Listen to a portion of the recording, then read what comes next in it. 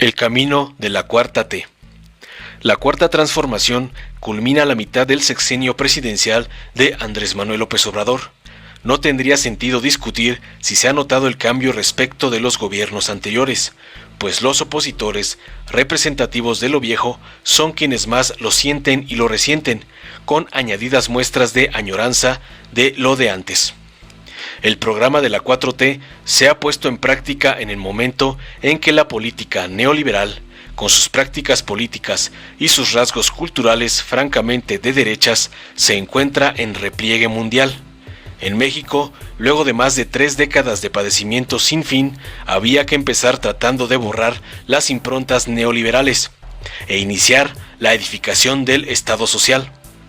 Redistribuir una parte grande y creciente del ingreso captado por el fisco hacia el gasto social más urgente, pensión básica universal, aumento progresivo anual del salario mínimo general, educación, becas incluidas, atención médica universal y gratuita a los no asegurados, subsidio directo al empleo de jóvenes, trabajo asalariado a campesinos en la reforestación de 1 millón de hectáreas, mejoramiento de vivienda precaria, precios de garantía de granos, restablecimiento de estímulos fiscales y duplicación del salario mínimo en las fronteras, cobertura vitalicia de una renta a menores discapacitados permanentes, créditos a la palabra para microempresas.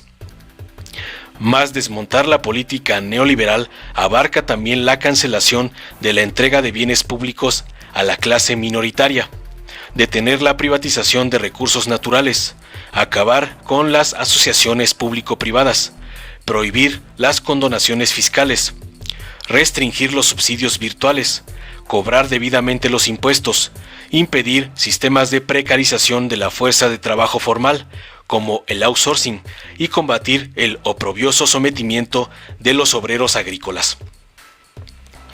El programa democrático de la 4T ha tenido que cubrir un requisito explícito: apartar del gobierno a la gran burguesía y, en especial, a su capa oligárquica.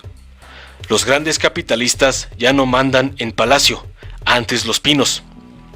Sin esto, no hubiera sido posible encarar las contradicciones entre la política económica y la política social. Pocos gobiernos en América Latina han demostrado que es posible la estabilidad macroeconómica y la redistribución del ingreso. Las concesiones a los ricos han venido disminuyendo al ritmo del impulso de la política social y de nuevas inversiones directas del Estado, así como el fortalecimiento del sector productivo paraestatal.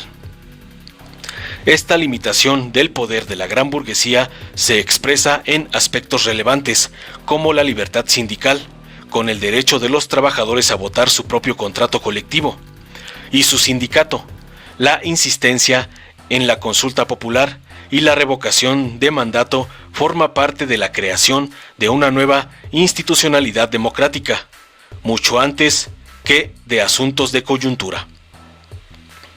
Un elemento esencial del programa democrático ha sido dejar de lado la represión.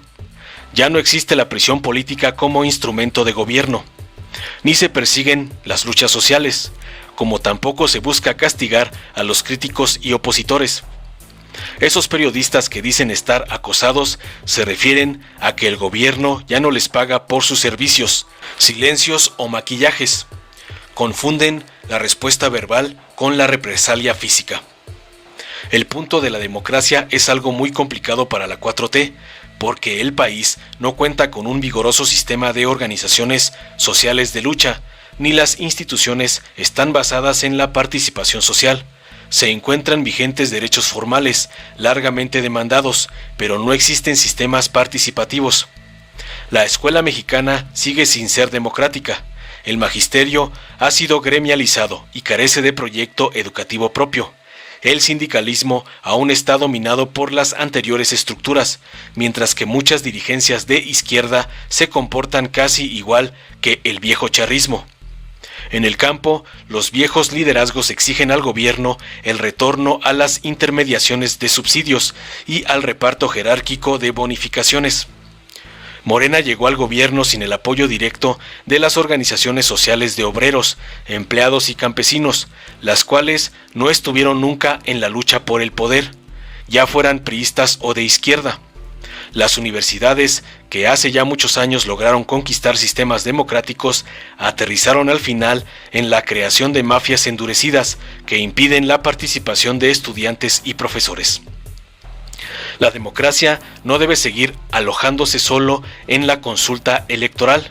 Esto lo sabe de sobra el actual presidente de la República. Pero la 4T no puede decretar por magia la democracia en todas partes, porque ésta tiene que surgir de las bases, para no regresar nunca a las estáticas estructuras jerárquicas de las organizaciones sociales, incluyendo, por cierto, las patronales. Por lo pronto, el marco de libertades se ha ensanchado como nunca. Así también, en las recientes elecciones no fluyó dinero procedente del gobierno federal, primera vez en la historia. En este marco, la 4T lleva a cabo una acción en contra de otro de los grandes anclajes del viejo régimen, la corrupción. Nada de la vida pública y de las relaciones mercantiles estuvo al margen de este fenómeno.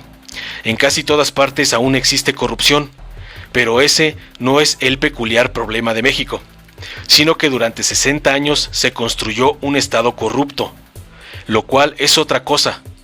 Hoy el gobierno se siente satisfecho de que no se observe la corrupción dentro del gabinete y su entorno inmediato, pero se sabe que existe como gran lastre que debe ser combatido en todo tiempo, lugar y circunstancia. El Estado corrupto abarca la función pública en conjunto.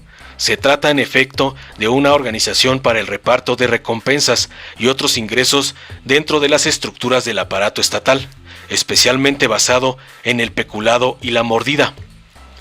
El Estado corrupto es parte del sistema de gobierno, por ello la corrupción se enraizó en casi todas partes.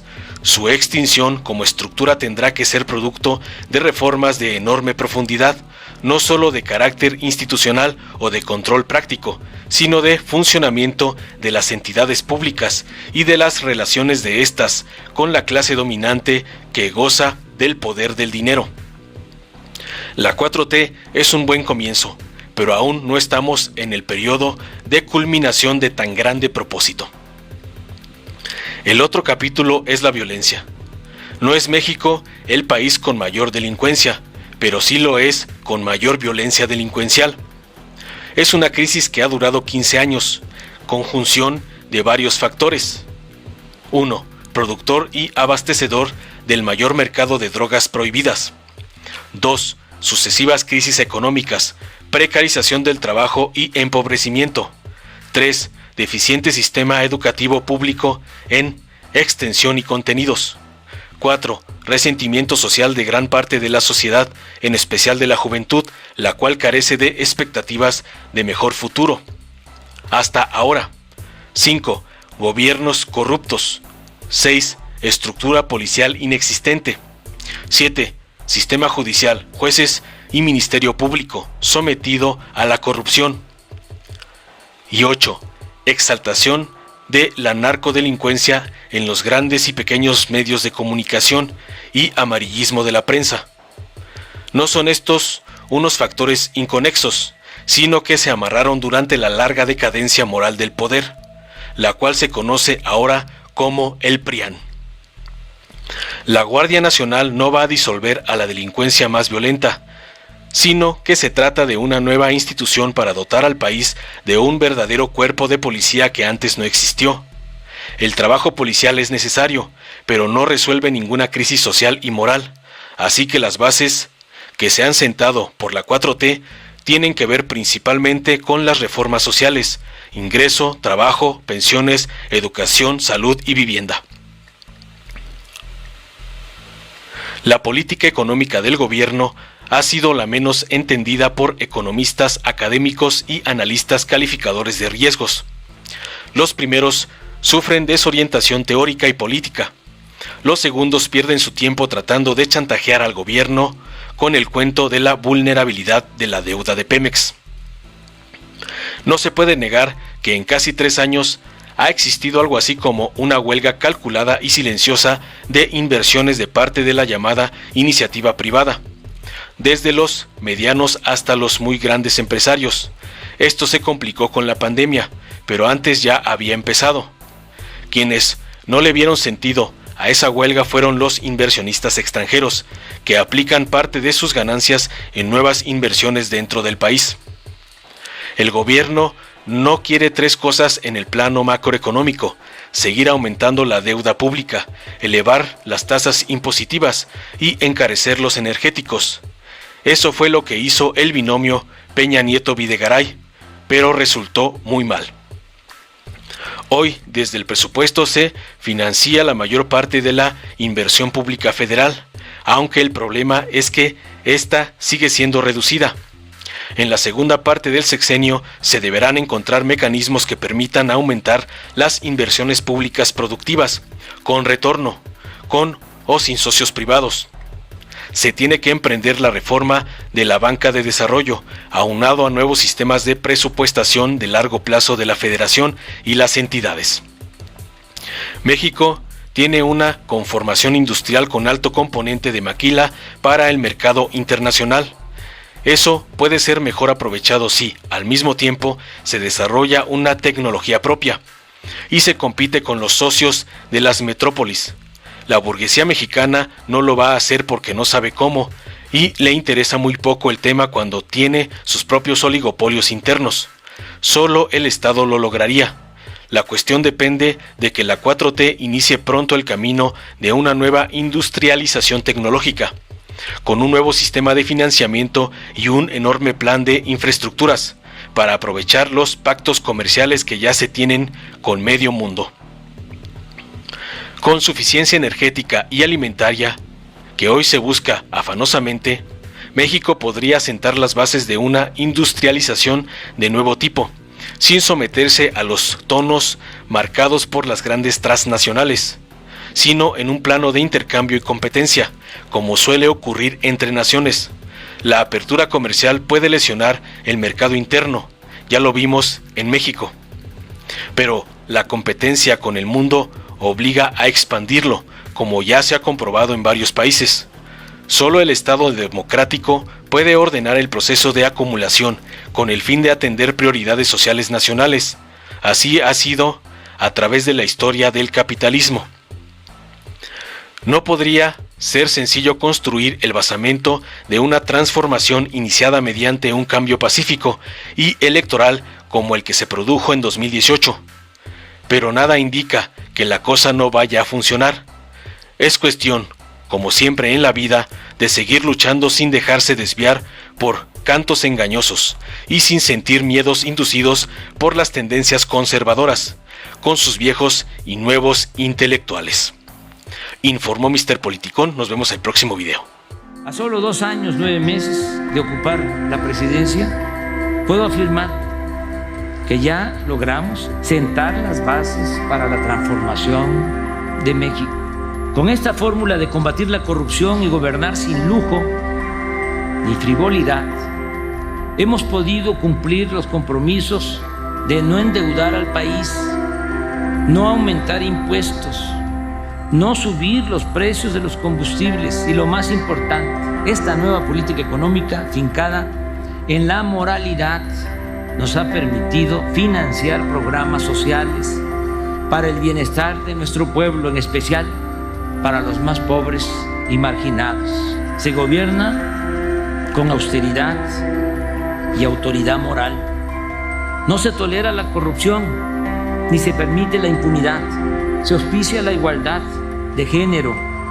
Se repudia la discriminación, el racismo y el clasismo.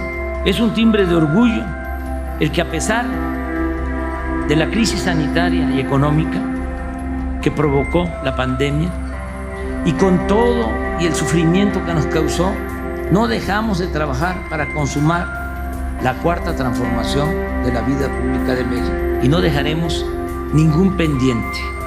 Cuando esté entregando la banda presidencial, solo diré a los 4 vientos: misión cumplida. Me voy a Palenque, les dejo mi corazón. Muchas gracias. Si te gustó, dale like, compártelo, suscríbete y activa la campanita para recibir las notificaciones de nuestro canal.